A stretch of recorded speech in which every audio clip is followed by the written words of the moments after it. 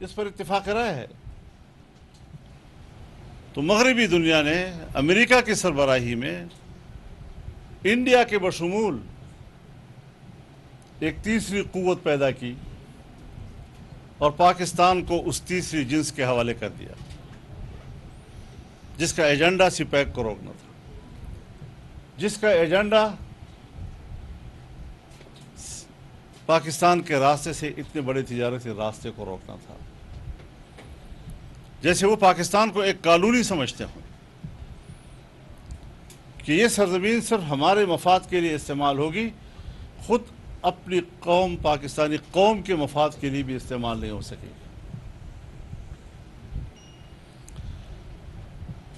اس حوالے سے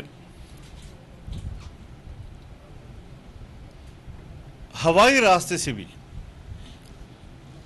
تجارت کے لیے چین نے اپنے پیسے سے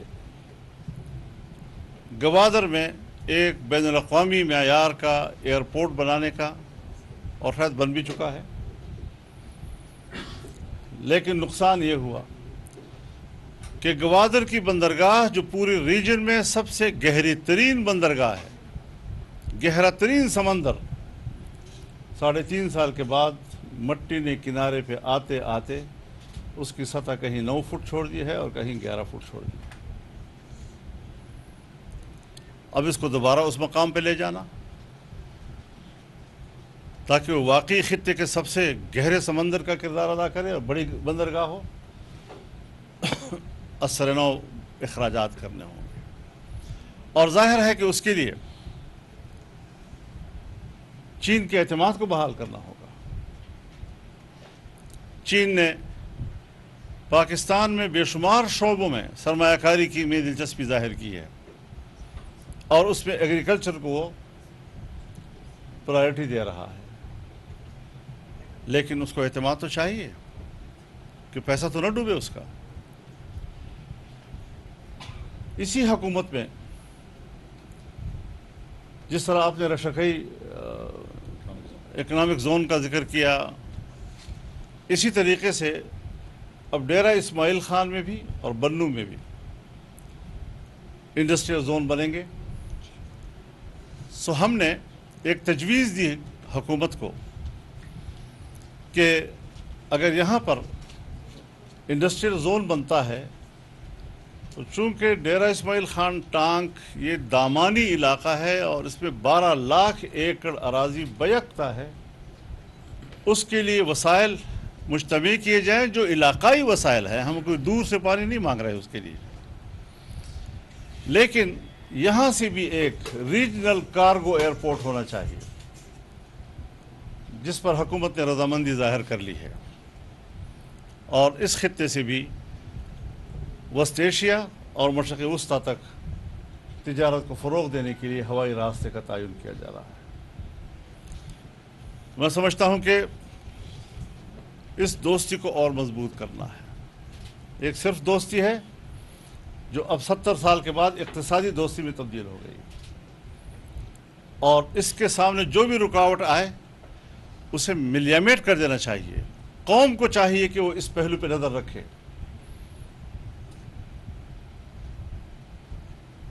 تجارت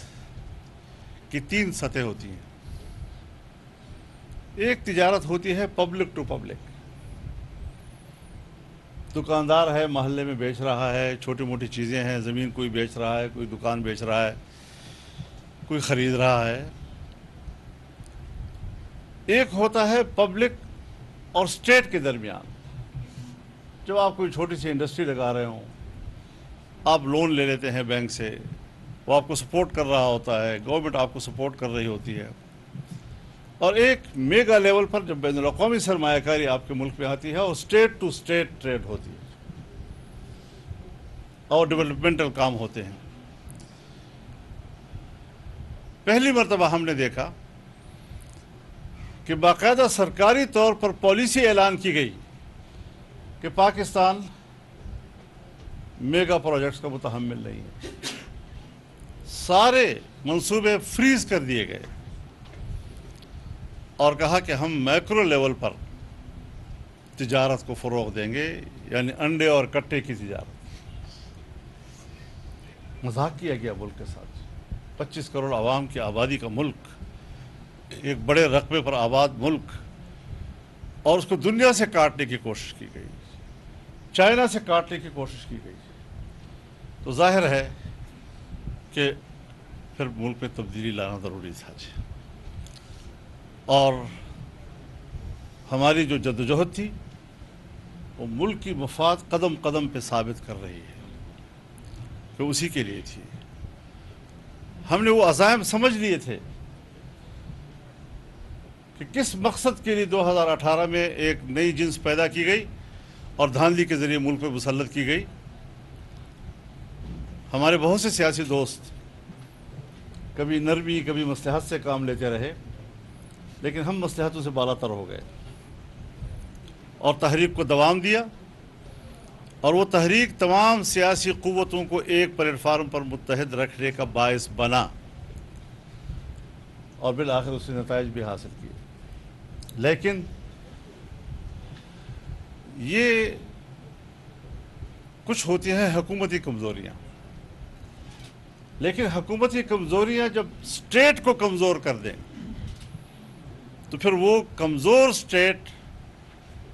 کل اگر آپ کے پاس تھا تو وہی کمزور اسٹیٹ آج میرے پاس ہوگا، اور پھر وہی کمزور اسٹیٹ اگلے کو منتقل ہوگا۔ کمزور اسٹیٹ کو دوبارہ طاقتور بنانا، بین الاقوامی دنیا کے ساتھ مفادات کا اشتراک، اس کے لیے ان کا اعتماد، یہ کوئی معمولی مسئلہ نہیں ہے کہ آپ کہتے ہیں کہ 1 سال کے اندر فرق یہ ہوتا ہے کہ کبھی آپ جی ڈی پی رکھتے ہیں 6.5% پہ، اور اگلی حکومت آتی ہے وہ 0 پہ لے آتی ہے۔ اتنا بڑا تفاوت پاکستان کی تاریخ میں کسی نے نہیں دیکھا ہوگا۔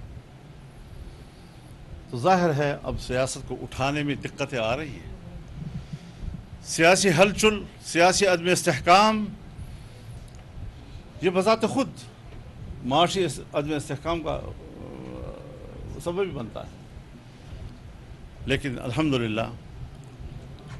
جب تیسرے مرحلے میں دنیا داخل ہو رہی تھی کہ اب دفاعی نظام کو سبوتاش کیا جائے،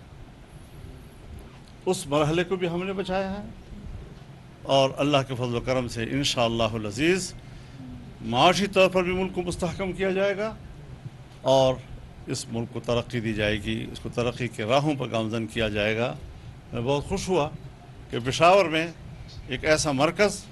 کہ جو پاک چائنا کے تعلقات اور دوستی کا عنوان بن گیا ہے، اس کو آگے بڑھنا چاہیے، اس میں ان کا کردار ہونا چاہیے۔ اور میں تو چونکہ جس طرح ایک اچھی بلڈنگ کی بنیاد میں سریا روڑا وغیرہ ہوتا ہے، تو ہماری حیثیت اس کی ہے نظر نہیں آتی جی، لیکن ہماری چونکہ اس میں دلچسپی ہے، ہم اس کے لیے ہر تعاون کرنے کے لیے تیار ہیں، آپ سے رہنمائی لینے کے لیے ہم تیار ہیں، اور انشاءاللہ اس مقصد کو ہم حاصل کریں گے، اور کسی بھی قسم کی رکاوٹ کو انشاءاللہ قومی وحدت کے ساتھ دور کریں گے۔ پبلک کو بھی یہ ساری باتیں سمجھنے کی کوشش کرنی چاہیے کہ ملک کو کمزور کرنا، ایسی قوتوں کو ہم نے فارغ کرنا ہے، ملک کو طاقتور بنانا، ایسی قوتوں کو ہم نے آگے لانا ہے۔ اللہ تعالی ہماری مدد فرمائے، پاکستان کی حفاظت فرمائے، اور اسے ترقی ان سے سرفراز فرمائے۔ وآخر دعوانا الحمدللہ۔ مولانا صاحب، جیسے کہ آپ نے کہا کہ چائنا کے اعتماد کو بحال کرنا ہے، دنیا کے ساتھ تعلقات جو ہیں ایک بار پھر جو خراب ہو گئے 0 پہ لے کے آگے ہیں، تو اس کو بحال کرنا ہے، لیکن وہ 1 سال میں نہیں ہو سکتا۔ تو اس کا مطلب یہ ہے کہ پھر الیکشن کا اثر وہ نہیں ہے، لیکن الیکشن دیکھیے، الیکشن کوئی رکاوٹ نہیں بنتی اس چیز میں، اگر ہم قومی طور پر متحد ہیں۔ تو پیپل پارٹی کی حکومت تھی، اسی منصوبے پہ کام ہوا، مسلم لیگ کی حکومت آئی، اسی منصوبے پہ کام ہوا۔ تو اس کو سمجھنا چاہیے کہ باہر کا ایجنڈا کون لے کر آیا ہے، اس کو پبلک کو سمجھنا چاہیے، کس نے پھر اس کو روکا ہے۔ مولانا صاحب، آپ نے بات کی ہے کہ چائنا جو ہے زراعت میں انویسٹمنٹ کر رہی ہے، لیکن وہ گارنٹی مانگ رہی ہے، کس قسم کی گارنٹی سر وہ مانگ رہی اس میں گارنٹی کا مطلب یہ نہیں ہوتا کہ کوئی آپ ضمانت لکھوائیں گے یا انگوٹھے لگوائیں گے. مثال کے طور پر جس طرح یہاں پاکستان میں کبھی ایک بھونچال آ جاتا ہے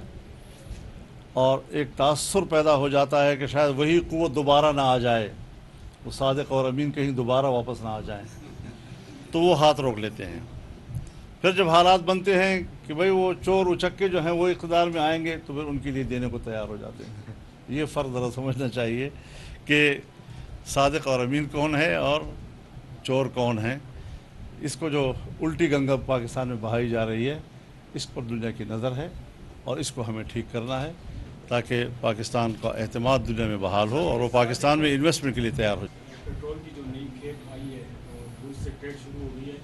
یہ کریڈٹ کس کو جاتا ہے, سابق حکومت کو یا موجودہ کو؟ میرے خیال میں